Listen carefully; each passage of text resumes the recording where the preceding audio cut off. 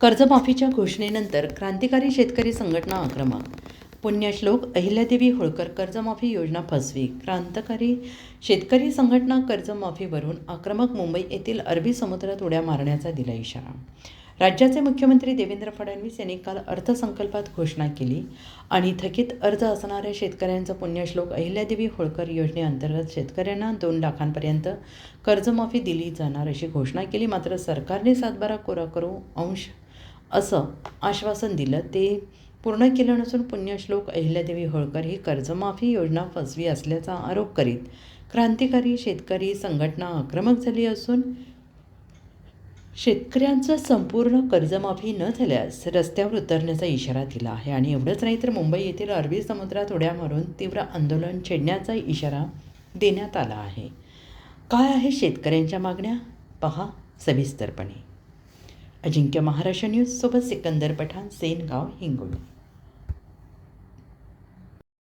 देवेंद्र फडणवीस यांनी काल अर्थसंकल्प सादर करत असताना कर्जमाफीची घोषणा केली, परंतु ही कर्जमाफी अतिशय फसवी आणि कुठल्या प्रकारचे तथ्य नसणारी असणारी आहे. एक तर देवेंद्र फडणवीसांनी सांगितलं होतं, आम्ही महाराष्ट्रातल्या शेतकऱ्यांचा 7/12 कोरा करू, शेतकऱ्यांची सरसकट कर्जमाफी करू. आणि ज्यावेळेस देण्याची वेळ येते त्यावेळेस ज्याचे अटी लावायच्या आणि अशा अटी घालणाऱ्या कर्जमाफीला पुण्यश्लोक अहिल्यादेवी होळकरांचं नाव द्यायचं, याला दुर्दैव म्हणावं लागेल.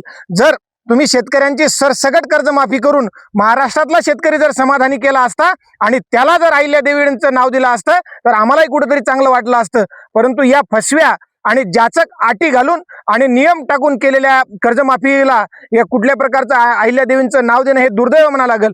महाराष्ट्राच्या नव्हे देशातल्या उद्योगपतींचं ज्यावेळेस तुम्ही कर्ज राईट ऑफच्या नावाखाली हजारो कोटींचं माफ करता तेव्हा कुठलेही आठ तुम्ही त्या ठिकाणी घालत नाही. परंतु एका दाण्याचे 1000 दाणे करणाऱ्या शेतकऱ्यांना ज्यावेळेस कर्जमाफी देण्याची वेळ येतं आणि हा शेतकरी कशामुळे कर्जमाफी झाला, कर्जबाजारी झाला, हे तुमच्या चुकीच्या धोरणामुळे झाला.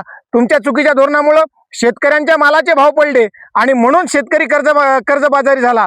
निसर्गाचाही मारा आमच्यावर आला का तर तुम्हीच पाहिलं आणि महाराष्ट्राच्या मुख्यमंत्र्यांनी सांगितलं की महाराष्ट्रामध्ये पूरजन्य परिस्थितीमध्ये महाराष्ट्राचा शेतकरी उद्ध्वस्त झाला, पुरामुळे आमचं या ठिकाणी वाहून गेलं. म्हणजे एकंदरीत या सरकारच्या धोरणामुळं आणि निसर्गाच्या कहरामुळं आम्ही कर्जबाजारी झालो आणि कर्जबाजारी झाल्यामुळं आज आम्ही आत्महत्या करतो.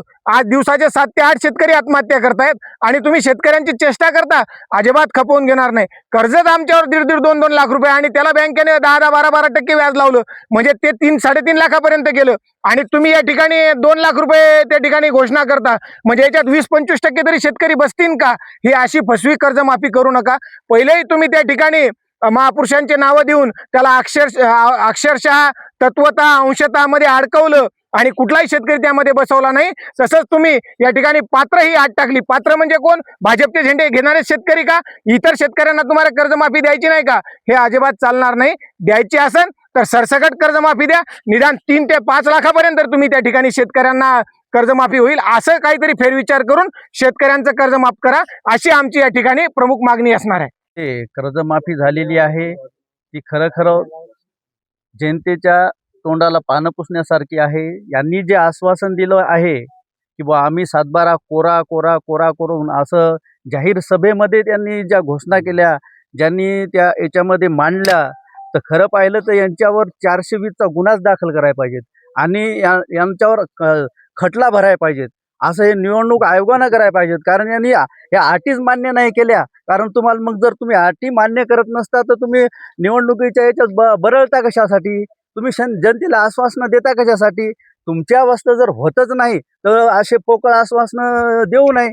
आणि ज्या वेळेस तुम्हाला तुमचं घर भरायचं असते त्यावेळेस तुम्हाला म्हणजे कोणत्याच पक्षाले, हे सगळेच पक्ष आले तसे त्याच्यात, कारण कोणत्याच पक्षाले म्हणजे तिथं आट नाही, नियम नाही, काहीच नाही. तुमचे ठराव पास होतात, तुमच्या गोष्टी तयार होतात आणि तुमचे 75,000हून 2.5 3 लाखावर तुमच्या पगारी होतात.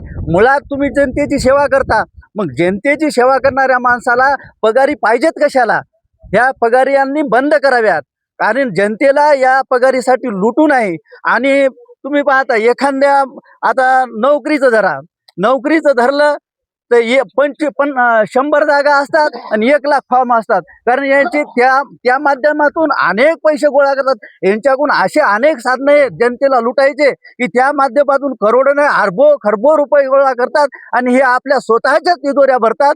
हे कुठेतरी चुकीचं आहे. या नोकरशाही हे आता हे काय म्हणतात, आम्ही जनतेचे नोकर आहोत. हे जनतेचे नोकर कशाला, जनतेला गुलाम केलं आणि हे मालक होऊन बसलेले आहेत. खरं पाहिलं तर यांनी मालकाचं ऐकाय पाहिजेत, तर हेच मालक झालेले आहे आणि जनतेची लूट करत आहेत आणि जनतेला फसवायचं आसनं देत आहेत.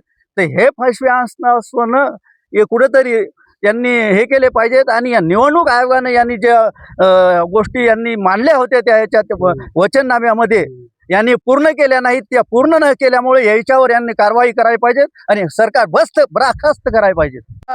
मुख्यमंत्र्यांनी काल जो अर्थसंकल्प त्या ठिकाणी सादर केला, शेतकऱ्यांच्या खूप मोठ्या अपेक्षा या अर्थसंकल्पातून होत्या.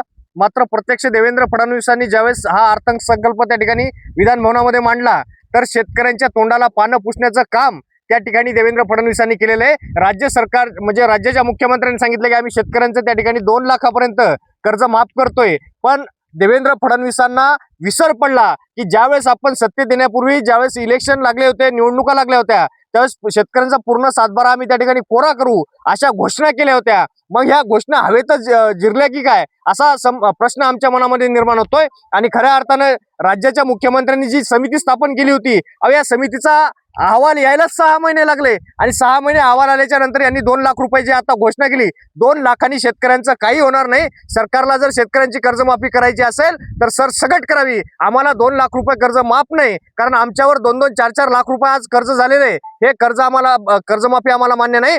वेळ प्रसंगी जर देवेंद्र फडणवीसांनी संपूर्ण कर्जमाफीचा निर्णय घेतला नाही तर उग्र आंदोलन या ठिकाणी जिल्ह्यामध्ये आणि महाराष्ट्रामध्ये उभं राहील.